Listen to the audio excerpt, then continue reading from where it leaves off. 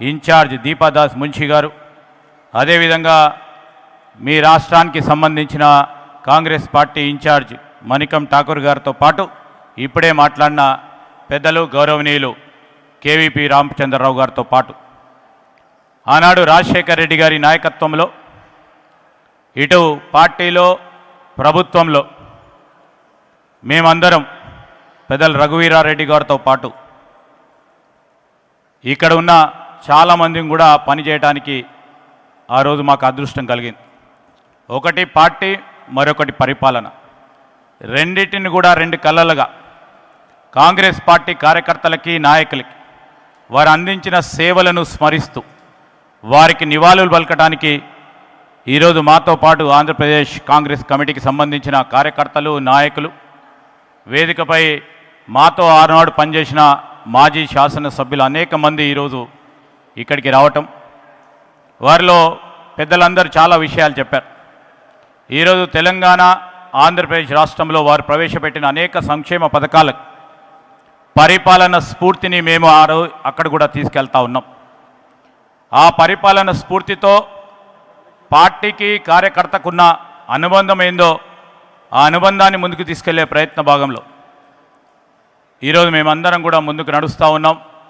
వారి స్ఫూర్తిని, వారి పూర్తి స్థాయిలో కాంగ్రెస్ పార్టీని పటిష్టం చేసి ముందుకు నడిపిన వైనాన్ని ఈరోజు స్మరిస్తూ, మీ అందరికీ కూడా తెలుసు ఆ రోజు జలయజ్ఞ భాగంలో మా ప్రాంతానికి సంబంధించిన సాగునీటి విషయంలో ఇప్పుడే మా వేములవాడకు సంబంధించిన శాసనసభ్యులు చెప్తా ఉన్నారు. శ్రీపాద ఎల్లంపల్లి అని మా నాన్నగారి పేరిట నామకరణం చేసి మొత్తం తెలంగాణ ప్రాంతానికి ఒక ప్రధానమైన రిజర్వాయర్ని ఏర్పాటు చేయడంలో వారికి ప్రధాన పాత్ర వహించడం, అదేవిధంగా ప్రాణహిత చేవళ్లకు సంబంధించిన సాగునీటి అంశం, ఇంకా అనేక సంక్షేమ పథకాలు నాకు మా సోదరులు సిడబ్ల్యూసి మెంబర్ రుద్రరాజు గారు 2 నిమిషాలని సమయం ఇచ్చారు. ఒక గంట సేపు చెప్పినా రాజశేఖర్ రెడ్డి గారి గురించి ఎంత చెప్పినా అంత తక్కువనే.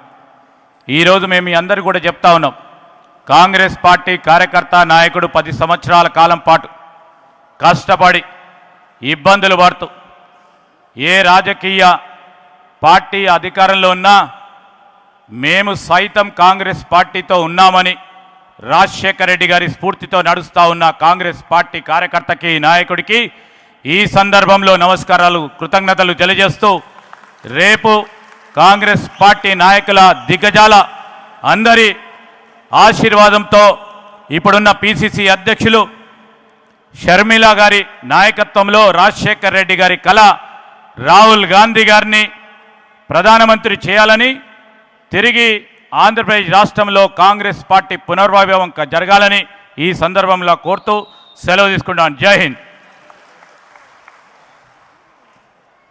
మరొక సోదరిమణి మంత్రివర్యులు